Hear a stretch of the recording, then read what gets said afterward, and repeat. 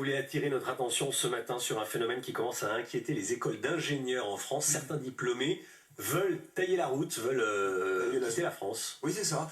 C'est pas étonnant, c'est une question de salaire, hein. C'est une étude qui a été faite par le Syntec, qui représente 3000 entreprises pour le digital, le numérique, qui représente les ingénieurs en France. Eh bien, il lance un appel, le Syntec, au Premier ministre: ne dégradez pas le coût du travail, ne touchez pas aux hauts de rémunération. Et il a raison, parce que la France, dit-il encore, est le pays qui taxe le plus les emplois qualifiés. Et le risque, eh bien, c'est cette tentation d'exode pour les hauts diplômés. Cet exode, on le voit déjà. Oui, il existe déjà depuis longtemps avec l'expatriation, en tout cas, hein, ça a toujours tenté les jeunes de partir. Mais là, l'étude Ipsos BVA est intéressante parce qu'on parle du haut du panier. Ce sont ceux qui ont fait de hautes études, qui ont vraiment des hauts diplômes, qui viennent de Supélec, Supaéro, les mines, Polytechnique. Eh bien, tenez-vous bien, 57% de ceux-là sont tentés, je dis bien tentés, de partir dans les 3 ans. C'est ça qui est nouveau et qui est inquiétant, d'ailleurs c'est énorme. Et d'ailleurs le président de la Fédération des ingénieurs dit: attention, il faut surveiller ce phénomène comme le lait sur le feu, parce que c'est une lente hémorragie, et là ça risque encore de se dégrader.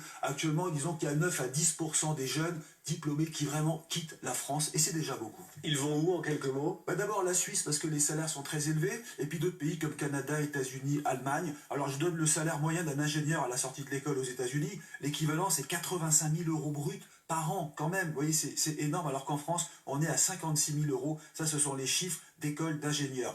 La France, bien sûr, a des atouts. Il y a la Sécu, il y a la retraite quand même qui n'est pas négligeable, il y a la protection sociale, donc ça retient les jeunes. Il y a aussi le crédit impôt recherche que veut défendre l'école d'ingénieurs en question, parce que c'est pas de l'argent qui est distribué comme ça, comme le dit la gauche, ou comme le dit en tout cas certaines mauvaises langues. Non, c'est important, la recherche, l'innovation. Et je termine par un point: la France qui gagne, elle doit être soutenue et encouragée. Voilà le message passé par les écoles d'ingénieurs.